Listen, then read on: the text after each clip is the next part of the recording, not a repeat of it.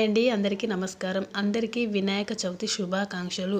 వినాయక చవితి 2024 వినాయక చవితి రోజు ఏ సమయంలో పూజ చేసుకోవాలి, ఏ సమయానికి ప్రతిష్ఠించాలి అనే దాని గురించి మాట్లాడబోతున్నాను. తప్పకుండా తెలుసుకోండి. సెప్టెంబర్ 7 శనివారం వినాయక చవితి.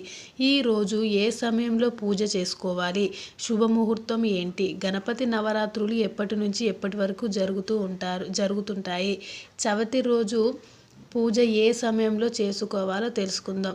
ఖచ్చితంగా మీరు మొదటిసారిగా నా వీడియోస్ చూస్తున్నట్లయితే తప్పకుండా సబ్స్క్రైబ్ చేసుకోండి. 21 రోజులు అంటే మొదటి రోజు నుంచి 21 రోజులు 108 సార్లు చదివితే అన్ని రంగాలలో అడ్డంకులన్నీ తొలగిపోయి విజయం మీకు ఖచ్చితంగా కలిగి ఉంటారు. ఆ మంత్రం చాలా అంటే చాలా పవర్ఫుల్ అండి. ఖచ్చితంగా జపించండి. ఆ మంత్రం వచ్చేసి ఏమిటి అంటే వక్రతుండ మహాకాయ సూర్యకోటి సమప్రభ నిర్విఘ్నం కురుమే దేవ సర్వకార్యేషు సర్వదా. తప్పకుండా ఈ యొక్క మంత్రాన్ని జపించండి. గణపయ్య కేవలం గణాలకు అధిపతి మాత్రమే కాదు, ఘనమైన భగవంతుడు. చిన్న పెద్ద అందరూ మెచ్చే దైవం. ఈ సృష్టి మొత్తం ఎన్నో గణాలతో కూడి ఉంటుంది.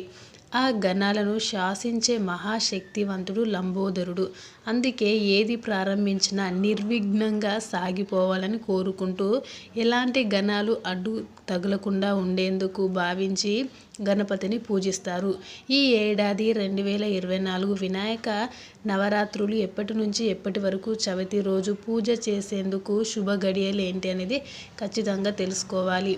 దృక్ పంచాంగం ప్రకారం చతుర్థి తిథిలో గణేశుడిని ఇంటికి స్వాగతించే శుభ సమయం సెప్టెంబర్ 6న మధ్యాహ్నం 3:01 గంటలకు ప్రారంభమై సెప్టెంబర్ 7 సాయంత్రం 5:37 గంటలకు ముగుస్తుంది. పవిత్రమైన పూజ ముహూర్త సమయం సెప్టెంబర్ 7, 2024 ఉదయం 11:03 నుండి మధ్యాహ్నం 1:34 వరకు ఉంటుంది. తప్పకుండా మండపాలలో గణపయ్య కొలువు తీరేందుకు చాలా సమయం పడుతుంది. సెప్టెంబర్ 7 శనివారం మధ్యాహ్నం వరకే చవితి గడియలున్నాయి. అంటే మండపాలకు విగ్రహాలు చేరి పూజ ప్రారంభించే సమయానికి చవితి పోయి పంచమి మొదలవుతుంది. అందుకే సాయంత్రం సమయానికి వినాయక పూజ చేసే మండపాలలో ముందు రోజైన సెప్టెంబర్ 6 శుక్రవారం సాయంత్రం చవితి ఉన్న సమయంలో తొలి పూజ చేసేస్తారు.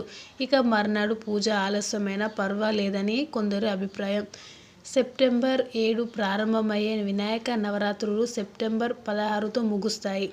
సెప్టెంబర్ 6 సాయంత్రమే మండపాలలో విగ్రహాన్ని ప్రతిష్ఠించి పూజలు చేసేవారు సెప్టెంబర్ 15న నిమజ్జనం చేసేస్తారు. ఇంకా 3 రోజులు 5, 7, 9, 11, 21 రోజులు ఇలా ఎన్ని రోజులు మండపాలలో విగ్రహాలు ఉంచాలనేది ప్రాణ ప్రతిష్ఠ చేసిన వారి ఇష్టం.